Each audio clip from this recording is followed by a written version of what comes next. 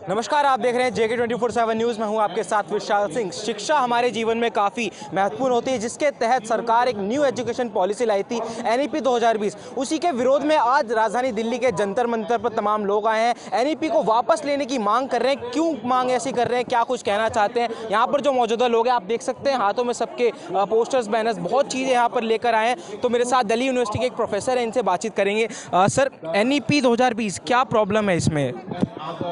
इसमें प्रॉब्लम ही प्रॉब्लम है। सबसे पहला NEP का मतलब है complete privatisation of higher education and school education. दूसरी बात अगर हम देखें तो पूरा का पूरा स्ट्रक्चर चेंज हो रहा है। अभी FYUP यानी जो 3 साल में डिग्री मिल रही थी अब 4 साल में, और इसमें जिस तरह के प्रोविजंस हैं उससे बहुत साफ है कि नंबर ऑफ, जैसे दिल्ली यूनिवर्सिटी में लागू हो चुका है, और अब हमारे पास एक एविडेंस है, और उस एविडेंस में है कि स्टूडेंट 8 AM टू 8 PM ये स्ट्रक्चर है। और उसमें पढ़ क्या रहा है? मेन कोर्स कम कर दिए गए हैं, और वैक, सैक, AECC जैसे कोर्सेज के जरिए, इंटरडिसिप्लिनरी कोर्सेज के नाम पर वो जो 8th और 9th क्लास के सब्सटेंशियल जो कोर्सेज थे उनको इंट्रोड्यूस किया जा रहा है। और लेकिन इसका हर्ज क्या हो रहा है? तो एक तरफ आप देखिए लॉ फैकल्टी जैसी, जो दिल्ली यूनिवर्सिटी का लॉ फैकल्टी जो उस NEP के तहत कोर्स शुरू करता है, 4 साल का law course, 5 year law course, उसका फीस 2 लाख रुपया पर ईयर है। दूसरी तरफ 1 साल अगर बढ़ेगा स्टूडेंट का, आप हर महीने कोई भी स्टूडेंट अगर दिल्ली में रह रहा है तो कम से कम 20,000 रुपये उसके खर्च होने ही होने हैं, चाहे किसी भी तरह से कम में रहे। और एक साल एक्स्ट्रा का मतलब है कि उसके ऊपर लाखों रुपए का बोझा। अच्छा सर, जब NEP को लागू किया गया था, सरकार ने दावे किए थे कि इससे जो हमारी देश की शिक्षा नीति बदली जाएगी, जो लोगों का विकास वो काफ़ी बेहतर हो जाएगा, लेकिन आप इसका विरोध कर रहे हैं।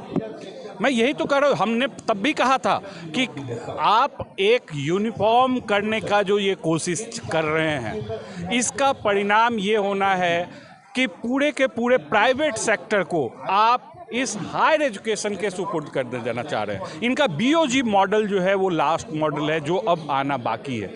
उसके बाद कंप्लीट हर हायर एजुकेशन इंस्टीट्यूट ऑटोनॉमस होगा, और वो अपना कोर्स बनाएगा, उसके लिए अपने खुद ही फीस तय करेगा, खुद ही उसका टीचर जो होगा वो उसको कितना पे करना होगा, उसका सर्विस कंडीशन, यानी UGC और सरकार जो नियमित करती थी अब उसका नियमन खत्म होगा, और हर इंस्टीट्यूट उसके जो बोर्ड ऑफ गवर्नर्स हैं वो तय करेंगे कि क्या कोर्सेस होंगी, किस तरह से फीस होगा, क्या सर्विस कंडीशन होगा। ऐसे में एक ही चीज़ होता है, और वो होता है मुनाफा कमाने के लिए। अगर कोई इन्वेस्टर BOG में लगा रहा है तो वो मुनाफा तभी कमा सकता है जब हायर फीस रखे स्टूडेंट से और टीचरों को कम से कम दे। तो ये दोनों ही अर्थ में क्वालिटी ऑफ एजुकेशन का गिरना तय है, और टीचरों का सर्विस कंडीशन खराब होना है। इसी के खिलाफ टीचर और सारे पेरेंट्स ये सब भी सड़क पर उतरे हैं। अच्छा, पेरेंट्स भी यहाँ पर आए, टीचर्स को। अच्छा, तो सर पहले जो नीति थी, शिक्षा नीति, क्या आप लोग वापस वही चाहते हैं, फिर कुछ अलग चाहते हैं? देखिए, एक आप लोग समझने की कोशिश कीजिए कि ये शिक्षा नीति के नाम पर संरचनात्मक परिवर्तन किया जा रहा है। जैसे स्कूल एजुकेशन में आप देखिए 5+3+3+2 ये जो एक नया मॉडल आया है, उसमें क्या किया जा रहा है कि 6ठी और 7वीं के बाद 8वीं तक, उसके बाद सेमेस्टर सिस्टम ला रहे हैं और चॉइस बेस्ड कोर्स ला रहे हैं, और चॉइस बेस्ड कोर्स के बाद ये 7 कंपोनेंट इन्होंने दे रखा है, और उसी 7 में से वो सब्जेक्ट जो है लेंगे, और एक्सट्रीम जो है उसको ख़त्म किया जाएगा। यानी साइंस, कॉमर्स और आर्ट्स का जो स्ट्रीम था उसको भी ख़त्म कर रहे हैं। और दूसरी तरफ क्या ला रहे हैं? CUET, सेंट्रलाइज एडमिशन टेस्ट, और स्कूल के रिजल्ट का कोई मायने नहीं। तो इससे होगा क्या? होगा ये कि कंप्लीट तरीके से कोचिंग इंस्टीट्यूट को बढ़ावा देंगे आप, और आपने इसके इक्विवेलेंट ऑनलाइन कोर्सेज को रख दिया है कि आप चाहे बच्चा तो ऑनलाइन कोर्सेज करे। तो ऐसी स्थिति में ये कहा जा रहा है कि एक तरफ तो जिनके पास पैसा होगा वो हायर फीस देके रेगुलर कोर्स करेंगे, और दूसरी तरफ जिनके पास पैसा नहीं होगा वो ऑनलाइन कोर्सेज में शिफ्ट करेंगे, और इस तरह के कोचिंग इंस्टीट्यूट का बढ़ावा होगा। तो ये है कंप्लीट NEP स्ट्रक्चर। हम उस स्ट्रक्चर का विरोध कर रहे हैं। तो और स्टूडेंट्स भी यहाँ मौजूद हैं, इनसे बातचीत करेंगे। क्या नाम है आपका? मेरा नाम आशीष है और मैंने ग्रेजुएशन किया हुआ है दिल्ली में रह करके ही। और यहाँ पर हम एनईपी का विरोध कर रहे हैं और मांग कर रहे हैं कि एक ऐसी शिक्षा व्यवस्था हो जहाँ पर सभी पढ़ने वाले छात्रों को, हाशियाई समाज से आने वाले, पिछड़े समाज से आने वाले छात्र को एक ऐसी शिक्षा व्यवस्था मिले जो जहाँ तक वो पहुँच सके, और समान शिक्षा व्यवस्था हो जहाँ पर कोई अमीर कोई गरीब का भेदभाव ना हो, कोई मंत्री और चपरासी के बच्चों के साथ भेदभाव ना हो। सरकारी स्कूल में पढ़ने वाले बच्चों को अच्छी शिक्षा व्यवस्था मिले और प्राइवेट स्कूल्स ना हो जहाँ पर मंत्रियों के बच्चे जाते हैं, अमीरों के बच्चे जाते हैं। हम शिक्षा व्यवस्था ऐसी चाहते हैं तो समान शिक्षा व्यवस्था हो। यही समान शिक्षा की बात करते हुए सरकार ने कहा था कि सबको इंटरनेशनल लेवल की जो है शिक्षा मिलेगी, तो क्या इससे प्रॉब्लम क्या है? हमें कोई प्रॉब्लम नहीं है इंटरनेशनल लेवल की शिक्षा व्यवस्था मिले, पर शिक्षा तो मिले। जैसे अभी एनईपी में शिक्षा नहीं मिल रही। एनईपी में शिक्षा, देखिए, जहाँ पर सरकारी स्कूलों को बंद किया जा रहा हो, ठीक है, आप कोई भी शिक्षा व्यवस्था को लेकर के आएंगे तो सबसे पहले स्कूल होंगे, तभी तो उस शिक्षा व्यवस्था को आप उस व्यवस्थित शिक्षा व्यवस्था तक आप पहुँचा पाएंगे। मेरे कहने का मतलब ये है कि स्कूलों के भीतर में ही कोई भी शिक्षा व्यवस्था हो वो लागू होगी। अब स्कूल ही बंद कर दिए जा रहे हैं स्कूल मर्ज के नाम पर, तो कोई भी व्यवस्था हो, स्कूल शिक्षा की व्यवस्था हो, वो लागू ही नहीं हो पाएगी। एक तो बात ये, फिर दूसरा, हिफा लाने की क्या ज़रूरत है? ठीक है, क्यों बांटने की ज़रूरत है? क्यों शिक्षा व्यवस्था में ये बताने की ज़रूरत हो रही है कि आपको कम पैसा मिलेगा या आपको ज़्यादा पैसा मिलेगा? सबको समान क्यों नहीं देते हैं पैसा? क्योंकि पैसा बहुत ज़्यादा ज़रूरी है किसी भी शिक्षा व्यवस्था को चलाने के लिए। तो आप लोग चाहते हैं एनईपी को वापस लिया जाए, जो पहले वाली शिक्षा नीति थी या पहले जैसी होती थी उस पर वापस काम किया जाए? देखिए, हम समान शिक्षा व्यवस्था चाहते हैं। अमीर का बच्चा हो, गरीब का बच्चा हो, उन सभी को एक समान शिक्षा व्यवस्था मिले, ऐसी शिक्षा व्यवस्था चाहते हैं। क्योंकि एनईपी से पहले भी ऐसी शिक्षा व्यवस्था नहीं थी, तो हम पहले वाली शिक्षा व्यवस्था को भी नहीं चाहते हैं। ठीक है, अब पहले क्या हुआ करता था कि प्राइवेट स्कूल चल रहे थे, वहीं सरकारी स्कूल भी चल रहे थे।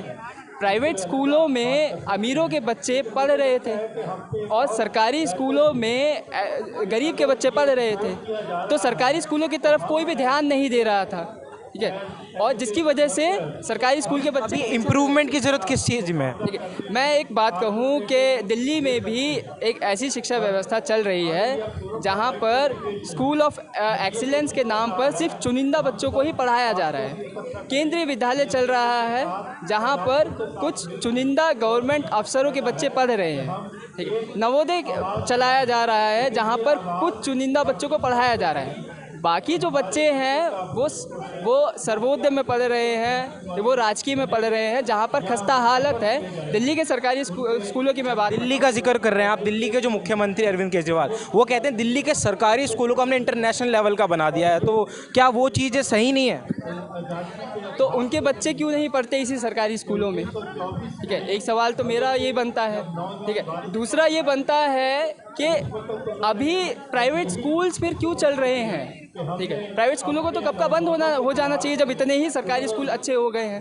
ठीक है, अब तीसरी चीज़ ये है कि ज़्यादातर बच्चे राजकीय और सर्वोदय लेवल के स्कूलों में पढ़ रहे हैं जहाँ पर खस्ता हाल अभी भी है। उन सरकारी स्कूलों की हालत मैं आपको बताऊं तो आर्ट्स के भी टीचर मौजूद नहीं है, कॉमर्स और साइंस की तो आप बात ही छोड़ दीजिए। लाइब्रेरी मौजूद नहीं है जहां पर बच्चे पढ़ सकते हैं। स्पोर्ट्स का सामान वहां पर मौजूद नहीं है जिससे बच्चे सीख सके। कंप्यूटर लैब नहीं खुलता है। ठीक है, इसके अलावा और जो लैब है, साइंस लैब है, वो नहीं खुलता है। तो अभी भी दिल्ली के सरकारी स्कूल ग्रामीणों के सरकारी स्कूलों की तरह ही है, पिछड़े हुए। दोहरी शिक्षा व्यवस्था यहाँ पर चल रही है जिसकी वजह से सरकारी स्कूल पिछड़े हुए, और ये सरकार सभी तक शिक्षा नहीं पहुँचाना चाहती है। दिल्ली सरकार भी वही शिक्षा व्यवस्था को दे रही है जो केंद्र सरकार दे रही है। गरीबों के बच्चों को नहीं पढ़ा रही है, उन तक शिक्षा नहीं पहुँचा रही है। स्टूडेंट्स इनसे ही बात करेंगे। क्या नाम है? मेरा नाम किशन है। क्या कहना चाहते हैं? हिंदी स्ट्रॉन्ग नहीं है तो क्योंकि मेरा नाम किशन है और मैं KYS के पार्ट हूँ और आज हम यहाँ पे जो प्रोटेस्ट कर रहा है NEP के खिलाफ, क्योंकि देखिए ये एक समान शिक्षा है, बहुत इम्पोर्टेंट है, एक ड्राइवर ऑफ सोशल चेंज है और प्रोग्रेस लाने के लिए एजुकेशन बहुत इम्पोर्टेंट है, क्वालिटी एजुकेशन। इसलिए एजुकेशन को क्या होना चाहिए, जो ज़्यादातर मेजॉरिटी जो है, मेजॉरिटी ऑफ द पॉपुलेशन है, उन्हों को क्वालिटी एजुकेशन अफोर्डेबल होना चाहिए, एक्सेसिबल होना चाहिए, अवेलेबल होना चाहिए, ठीक है। पर ये NEP है, NEP का जो मेन एजेंडा है ज़्यादातर प्राइवेटाइजेशन या फिर इनफॉर्मलाइजेशन ऑफ एजुकेशन में ज़्यादातर फोकस कर रहा है। इसलिए इसका इम्पैक्ट क्या होता है कि जो पब्लिक इंस्टीट्यूशंस है, जो सरकारी इंस्टीट्यूशंस है, इसको डिसमेंटल करने की कोशिश हो रही है। NEP को हटाने की मांग कर रहे हैं, अब सरकार मांगे नहीं सुनती, अगले कदम क्या हो सकते हैं आप लोगों को? अगले देखिए, हम तो करना ही तो पड़ेगा, क्योंकि हम तो पढ़ाई करना चाहते हैं। ज़्यादातर जो बच्चे हैं जो हायर एजुकेशन से हटाया जा रहा है, पढ़ने का जो मौका नहीं मिल रहा है, जो पढ़ाई करने के जो प्राइवेट स्कूलों है, जो मतलब उधर पे क्वालिटी एजुकेशन मिलता है ना, वो जो ज़्यादातर बहुसंख्यक स्टूडेंट्स हैं उनको मिल नहीं पा रहा है। इसलिए हमारा जो है ये अधिकार भी है, एजुकेशन हमारा राइट टू एजुकेशन है। इसलिए मतलब हम लगातार जो स्ट्रगल तो करना पड़ेगा। अंत में क्या जोड़? दिल्ली सरकार भी केंद्र सरकार की शिक्षा व्यवस्था को अपनाई हुई है, अनौपचारिक शिक्षा व्यवस्था को बढ़ा रही है। 8वीं पास करने के बाद में जो छात्र 9वीं में पहुंचना चाहिए था, वो 9वीं में ना पहुंच करके वो NIOS में पहुंचता है, ठीक है, जहां पर अनौपचारिक शिक्षा व्यवस्था चल रही है, जहां पर रोज़ पढ़ाई नहीं होती है, जहां पर बच्चा शिक्षा से दूर हो जाता है।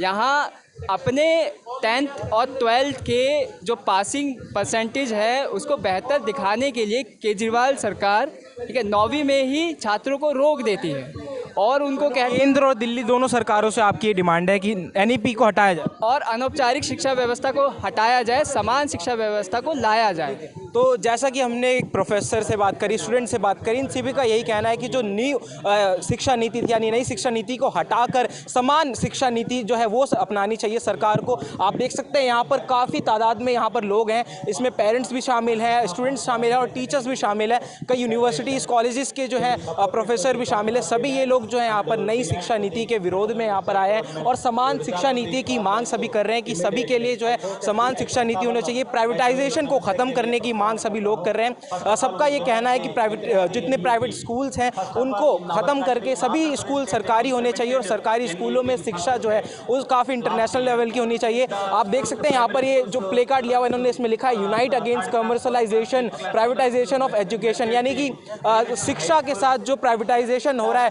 जो निजीकरण हो रहा है, उसको ख़त्म करने की सभी ये लोग मांग कर रहे हैं। हालांकि आपको क्या कुछ लगता है NEP के बारे में, न्यू एजुकेशन पॉलिसी, क्या ये ठीक नहीं है? अगर नहीं तो क्यों नहीं है, ये हमारे साथ जरूर साझा करिए। फिलहाल के लिए इतना ही। दिल्ली से JK 24/7 न्यूज़ के लिए विशाल सिंह की रिपोर्ट।